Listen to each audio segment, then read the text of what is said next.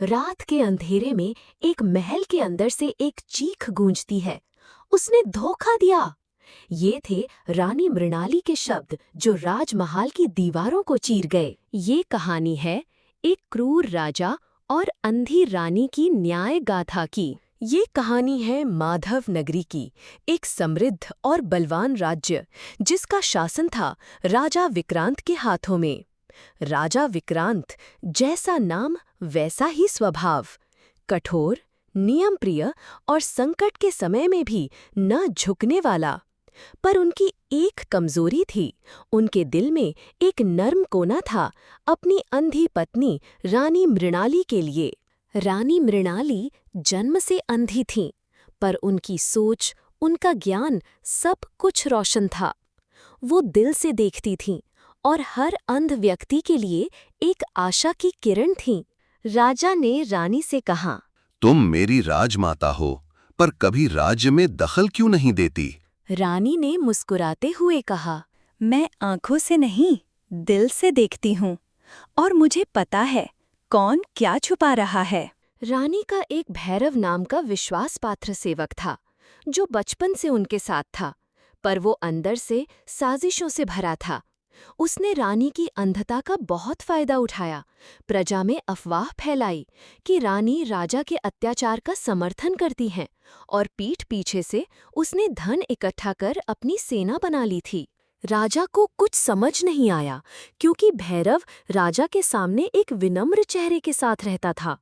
रानी उसकी साजिशें महसूस तो कर रही थीं, पर उसके खिलाफ सबूत नहीं था।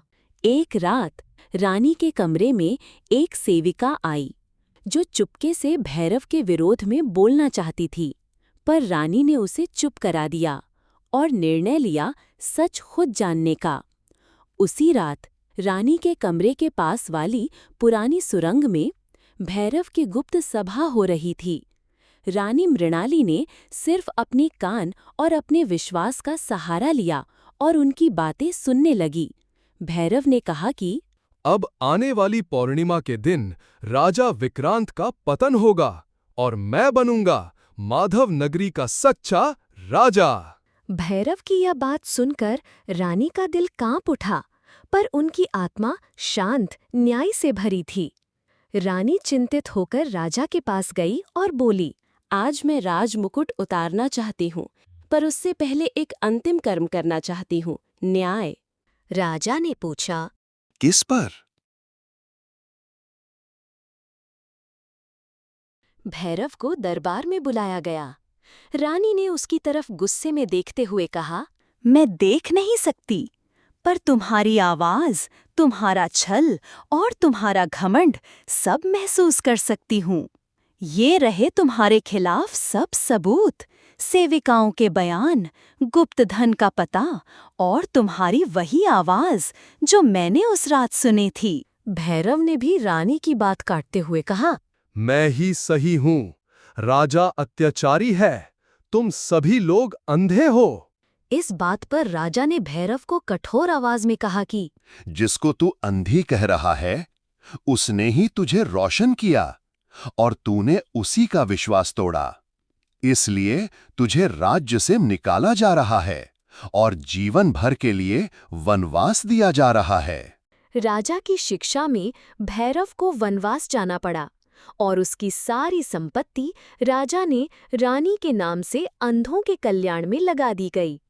राजा ने बड़े ही विनम्रता से रानी से कहा, मृणाली, तुम अंधी जरूर हो, पर तुमने मुझे देखना सिखाया। उस दिन से राजा विक्रांत बदल गए। उन्होंने कठोरता त्याग दी और रानी के मार्गदर्शन में एक न्याययुक्त राजा बन गए। उसके बाद रानी मृणाली ने भी एक आश्रम खोला, जहां अंधे लोग सीख सकते थे, जी सकते थे और सपने देख सकते थे। इस कहानी से हमें ये सीख मिलती है कि विश्वास का धोखा सबसे बड़ा पाप है और अंधकार में भी सत्य की रोशनी छुपी होती है। जो आंखों से नहीं पर समझ से देखता है, वही राज करने लायक होता है।